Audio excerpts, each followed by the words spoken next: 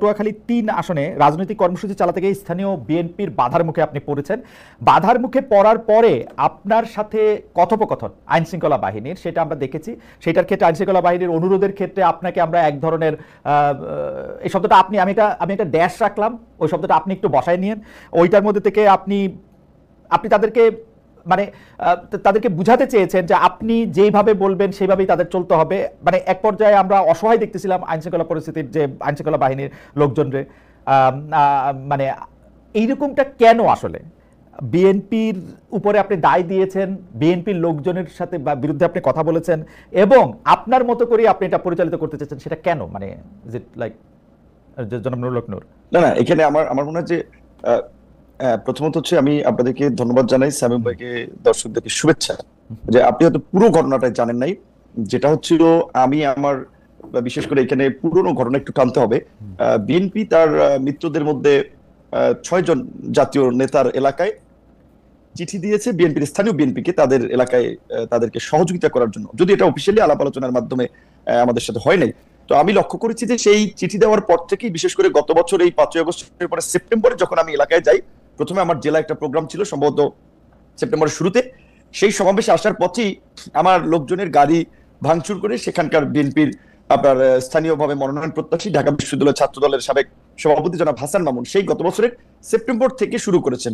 রোজার ঈদে যখন আমি 10 মিনিট আমার আসন দুইটা উপজেলা নিয়ে গঠিত গলাচিপা 10 মিনিট একটা ফুটবল খেলায় আমি অতিথি হিসেবে গিয়েছিলাম, সেই খেলার মঞ্চ আগের রাতে ভেঙে দিয়েছেন। আমি সেটি বিএনপির স্থায়ী কমিটির 2 জন হওয়ার পরেই আমার বেশ কয়েকজন লোকজনকে আমি স্পটে থাকা অবস্থায় হামলা করেছে। এবং সেদিন যে আপনারা ঘটনাটি সোশ্যাল মিডিয়াতে দেখেছিলেন, আমি গিয়েছিলাম, বিএনপিরই সাবেক এক নেতা, তিনি মৃত্যুবরণ করেছেন, শেষে আমার সাথে কাজ করেছেন, তো তার একটা স্মরণ সভায়, সেই স্মরণ সভা থেকে ফেরার পথে সেখানে প্রায় আপনার 3 কিলোমিটার রাস্তায় মাঝখানে কিছু বাজার আছে, বাজারে জনাব হাসান মামুনের সমর্থিত লোকেরা রাস্তায় গাছ ফেলে রামদা, বগি, চাপাতি, অস্ত্র সহ অবস্থান নিয়েছেন যে তারা এখানে গিলে আমাকে হত্যা করবেন বা আমার লোকজনের উপরে অ্যাটাক চালাবেন। তখন আমি সেটি পুলিশকে জানাই, পুলিশ আসে, প্রথমে এসপি পুলিশ পাঠায়, 2 গাড়ি পুলিশ পাঠায়, পুলিশ এসে হয়তো তারা রিপোর্ট করে এবং আমাকেও জানায় যে ভাই এখানে হাসান মামুনের যে লোকজন, তাদের যে প্রস্তুতি, আমরা কিছু করতে পারবো না, আপনি উপরে কথা বলেন। তার মানে উপরে কথা হলো, ওসি বলছেন, বুঝছি, তাহলে কি করতে হবে। আমি তখন পটুয়াখালীর সেনাবাহিনীর দায়িত্বে তাদেরকে জানালাম, তারাও 4 গাড়ি আসছে, পুলিশ 2 গাড়ি, সেনাবাহিনীর 4 গাড়ি, 6 গাড়ি আসার পরেও তারা আমার সাথে পার্সোনালি আলাপ করতেছিল, বলছে ভাই তাদের যে প্রস্তুতি, এখানে তারা রাস্তার পাশে ইট নিয়ে অবস্থান করছে, তাদের হাতে দেশীয় অস্ত্রশস্ত্র, আমরা এখানে কতজন লোক, আমরা আপনাকে এখান থেকে এই পথ দিয়ে নিয়ে যেতে পারবো না, আপনি বরঞ্চ অন্য পথ দিয়ে চলে যান। আমি বলছি কোথায় যাবো? তারা বলছে আপনি উপজেলা শহরে যাই না, আপনি জেলা শহরে যান। বলছে আমার বাড়ি উপজেলায়, আমি কেন উপজেলায় যাব? এই জায়গাটুকু আমি কেন জেলাতে যাব? এই জায়গাটুকু আমি যাই নাই, আমি এই জায়গাটুকু দেখতেছিলাম নূর। আমি কিন্তু ঘটনা আমি যেটা বলছি, আমি শেষ করছি, আমি যেটা বলবো, জি বল। হ্যাঁ, আমি বলছি যে শুনেন, যখন রাত্র আপনার 2:15 বাজে, 2:15 রাত্র, তখন পর্যন্ত তারা আমাকে বিকল্প পথে পাঠাতেছে। আমি বলছি কেন? আপনারা এই আর্মি আসছেন, পুলিশ আসছেন, নির্বাচন হয়নি, এখনই যদি এইভাবে পরিস্থিতি হয়, আপনাদেরকে জিম্মি করে, আপনারা যদি বিএনপির অনেক গ্রুপ আছে, এখানে বিএনপি একটা বড় দল, সাবেক এমপির গ্রুপ আছে, অন্য আরো নেতা আছে, এখানে একটা গ্রুপের লোককে যদি আপনারা কন্ট্রোল করতে না পারেন, আমি একটা জাতীয় নেতা, একটা দলের সভাপতি, এখানে বিএনপিও তার নেতা কর্মীদেরকে অফিসিয়ালি চিঠি দিয়ে আমাকে সহযোগিতা করতে বলেছে, সেখানে বিএনপির একটা ছোট গ্রুপ, তাদেরকে আপনারা এই নিবৃত্ত করতে পারবেন না, তাহলে আপনাদের নিরাপত্তার দরকার নাই, আমি বাসি মরি, আমি আমার মতো যাই। যেই কারণে তখন আমি ওনাদের সাথে কথা বলে আমি আমার মতো রওনা দিয়েছিলাম। তো যাই হোক, মাঝপথে আবার আমাকে প্রশাসনের কর্মকর্তারা ফোন দিয়েছে, ভাই আপনি চাই না, আপনার নিরাপত্তা আগে, আপনার কিছু হয়ে গেলে সেটা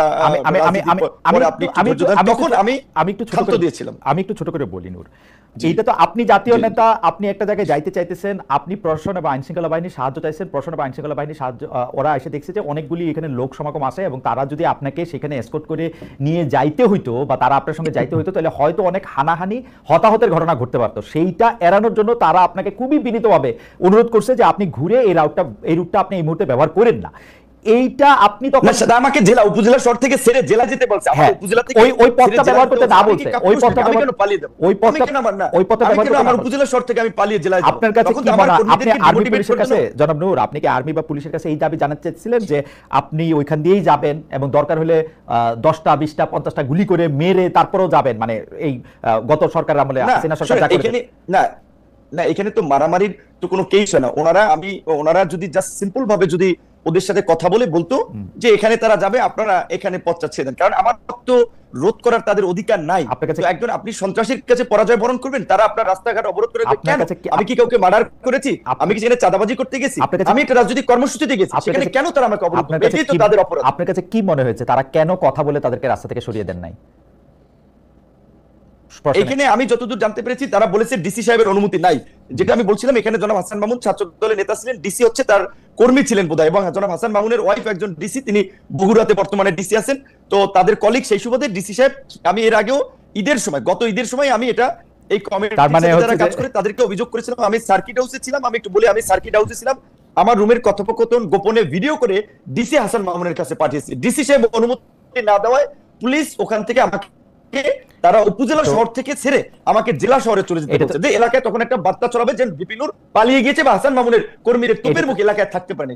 আমি এটা তো করতে পারি না, আমার একটা ব্যক্তিগত রাজনৈতিক অবস্থা আছে না। রাইট, এটা তো ভয়ঙ্কর অভিযোগ। মানে আপনি কি মনে করেন যে একজন একজন একজন মানে বর্তমানে যিনি চেয়ারে বসে আছেন, কর্মরত জেলা প্রশাসক আপনাকে সার্কিট হাউসের রুমে আপনার অজান্তে ভিডিও করে সেটি আবার আরেকজন রাজনীতিবিদের কাছে দিয়েছেন, এই অভিযোগ আপনি করছেন, তো ভয়াবহ অভিযোগ। কিন্তু আমার প্রশ্ন হচ্ছে যে আপনি কি এখনো মনে করেন যে রেজওয়ানা পা, আপনি আসিফ নজরুল স্যার, উপদেষ্টা আসিফ নজরুল, রেজওয়ানা, সালেউদ্দিন সাহেব, 3 উপদেষ্টা, জনপ্রশাসক মোখলেস সাহেবকে আমি গত ঈদে, ক্যাবিনেট সেক্রেটারিকে, সবাইকে আমি অবহিত করেছি বিষয়টি। এবং এই ডিসির মূলত আশকারাতি, তারা আমাকে এলাকায় একটা অপদস্থ করতে চেয়েছে, রাজনৈতিকভাবে আমাকে পরাজিত করতে চেয়েছে, মানুষের কাছে ছোট করতে চেয়েছে, এবং এর সাথে ডিসির একটা ইনভলভমেন্ট আছে, যে কারণে তখন আমি প্রশাসনের আরো উপরে কথা বলেছি যে আমাকে যেন এইখান থেকে যাওয়ার একটা ব্যবস্থা করে দেয়। আমি কেন আমার উপজেলা শহর ছেড়ে আমি জেলা, আমি বুঝতে পারছি। তার মানে কি এই যে পাওয়ার গেমটা চলতেছে, আপনি কি মনে করেন যে হাসান মামুন সাহেব যার বিরুদ্ধে আপনি অভিযোগ করছেন, উনি কি বিএনপির হয়ে পাওয়ার প্র্যাকটিস করছেন, নাকি উনার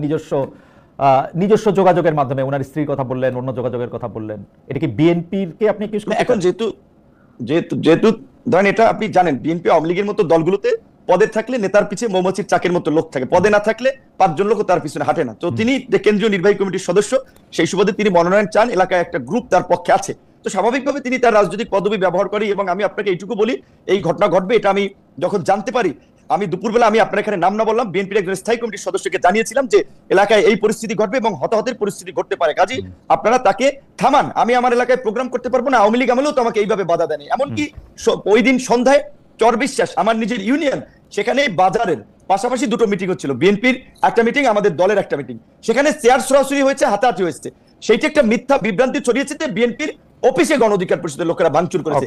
এই অভিযোগ তুলে গলাচিপা 10 মিনিট 2 উপজেলায় আমার 17টি অফিস ভাঙচুর করেছে, রামদা দিয়ে কুপিয়েছে, ব্যানার, ফেস্টুন, পোস্টার গুলো ছেড়েছে। আমি বিএনপির শীর্ষ নেতাদেরকে বলেছি আপনারা একটা নিরপেক্ষ তদন্ত করুন, কিন্তু দুঃখজনক এই গত কয়েকদিনেও এখন পর্যন্ত একটা তদন্ত আমি দেখি নাই। আপনার কাছে কি কিঞ্চিত মনে হয়, জন্মুল নূর, আপনার কাছে কি কিঞ্চিত মনে হয় যে আপনার প্রতি যে বিএনপির ভালোবাসা সেটা একটু কমেছে?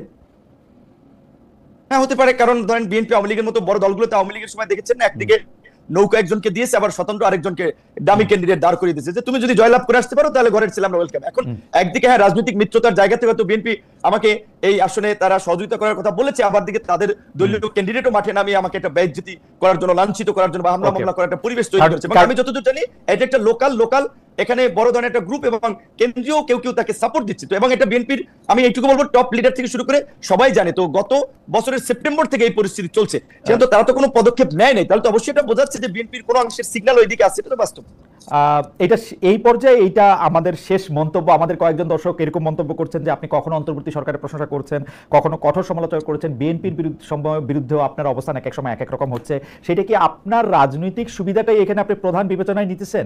কেউ আপনাকে সাবেক প্রেসিডেন্ট এইচএম এর সাথে তুলনা করছেন যে উনি যেমন একটা পার্টির নেতা হিসেবে রাজনৈতিক সুবিধা নেওয়ার জন্য তার অবস্থান পরিবর্তন করতেন, আপনার মধ্যেও কি সেটা দেখা যাচ্ছে কিনা একটু যদি মন্তব্য করতেন। অবশ্যই রাজনীতিতে প্রত্যেক রাজনৈতিক দল দেশ জাতির জন্য যেমন কাজ করতে চায়, নিজের পলিটিক্যাল পার্টির স্বার্থটাও দেখবে অবশ্যই, কারণ সে যদি পজিশনে না থাকে তাহলে সে কিভাবে কাজ করবে। তো অবশ্যই রাজনৈতিকভাবে আমরা আমাদের দলীয় আমরা একটা অবস্থান আমরা দেখবো যে এইখানে একটা জোটতে গেলে আমাদের একটা ভিন্ন অবস্থানে থাকলে আমাদের রাজনৈতিক অবস্থান ঠিক হয়, আমরা মাসের জন্য কি করতে পারছি।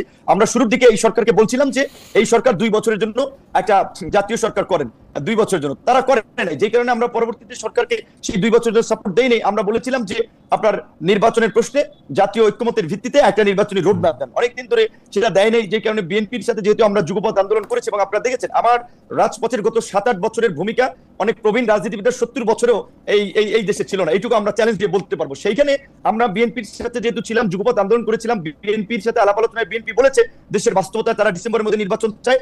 আমরা আমাদের দলীয় পজিশন ছেড়ে বিএনপির পজিশন নিয়ে আমরা ডিসেম্বরে নির্বাচনের জন্য সরকারের চাপ তৈরি করেছি। এবং এই যে লন্ডনের যে বৈঠক হয়েছে, অবশ্যই লন্ডনের বৈঠক আর যাই থাকুক, এইটা বাংলাদেশের এই উত্তপ্ত রাজনীতির মাঠে আমি মনে করি কিছুটা হলেও পানি ঢেলেছে বা উত্তপ্ত পরিস্থিতি ঠান্ডা করেছে, এবং একটা অনিশ্চিত, একটা আপনি বলবেন সংঘাত কিংবা একটা অনিশ্চিত যে রাজনৈতিক পরিস্থিতি ছিল, সেটাতে কিছুটা হলেও একটা নিশ্চয়তার পরিবেশ তৈরি হয়েছে।